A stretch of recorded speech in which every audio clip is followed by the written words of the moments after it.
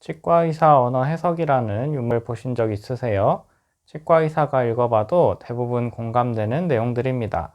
오늘은 이 중에 무시하고 할 거면 어째서 아플 때 손을 들어서 표시를 해달라는 것일까를 이야기해 보겠습니다.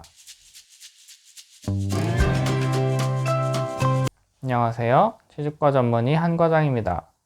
치과에서 치료를 받거나 스케일링을 받을 때 아프면 손 들으라는 이야기는 다들 한 번씩 들어보셨을 것입니다. 그냥 할 거면 처음부터 아파도 참으라고 하지 번거롭게 왜 손을 들어서 표시하라고 이야기하라는 것일까요?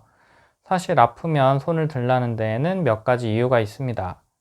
첫 번째로는 순수하게 통증 유무를 알기 위한 것입니다.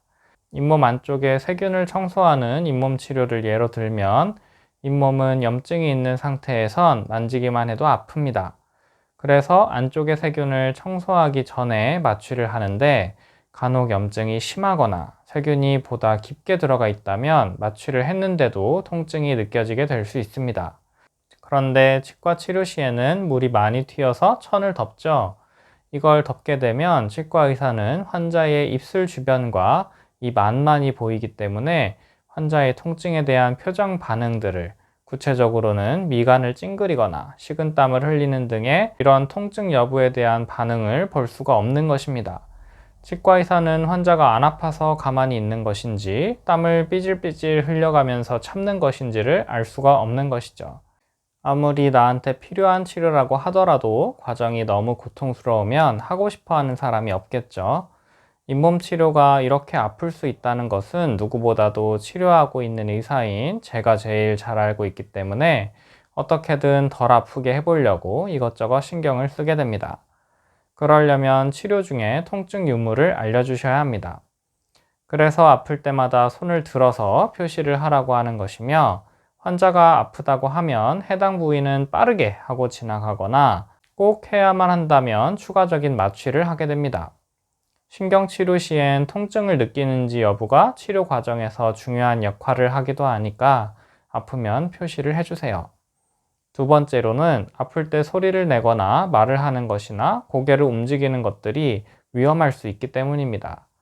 치과 치료는 물이 나오는 기구나 작은 도구를 쓰는 경우가 많은데 갑자기 소리를 내거나 말을 하게 되면 열린 목구멍으로 물이나 기구가 넘어갈 수 있습니다. 가볍게는 사례가 들린다거나 하는 정도로 끝나지만 간혹 응급실에서 내시경으로 빼야 할 수도 있습니다. 또한 날카롭거나 뾰족한 기구를 쓰고 있는데 아프다고 고개를 갑자기 움직이면 의도치 않게 다른 부위에 상처가 나거나 할 수가 있습니다. 마찬가지로 손을 들 때도 오른쪽 손을 들거나 얼굴 쪽으로 팔을 번쩍 드는 것도 위험합니다. 치과 의사는 진료 중에 환자의 우측에 위치해서 오른쪽으로 기구를 들고 진료를 하게 됩니다. 아프다고 갑자기 오른손을 얼굴 쪽으로 들면 대개는 기구를 든 손을 치고 마는 정도지만, 운이 나쁘면 환자가 자기 손을 찔리거나 자기 얼굴로 기구를 찌르는 결과가 될 수가 있습니다. 일례로 마취하려고 바늘을 조직에 살짝 찔렀을 때 갑자기 환자가 아프다고 손을 얼굴로 올려버리면 마취 주사기가 밀려 들어가 바늘이 쑥 들어갈 수 있습니다. 그러면 안쪽에 있는 혈관을 터뜨려서 멍이 든다거나 신경 같은 중요 조직이 손상될 수도 있습니다. 치과에서 왼손을 들라고 하는 게 왜인지 아시겠죠?